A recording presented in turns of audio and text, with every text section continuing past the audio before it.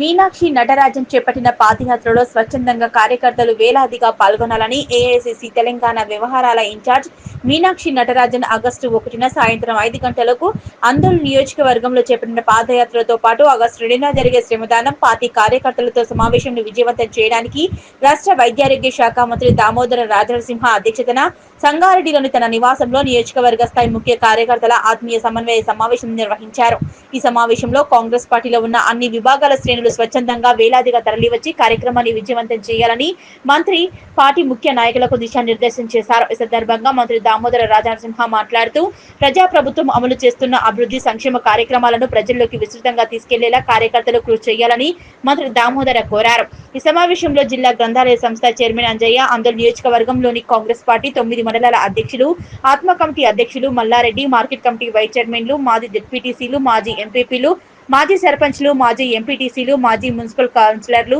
వివిధ గ్రామాల అధ్యక్షులు, యూత్ విభాగం, నియోజకవర్గ ముఖ్య నేతలు, పార్టీ ముఖ్య నాయకులు పాల్గొన్నారు.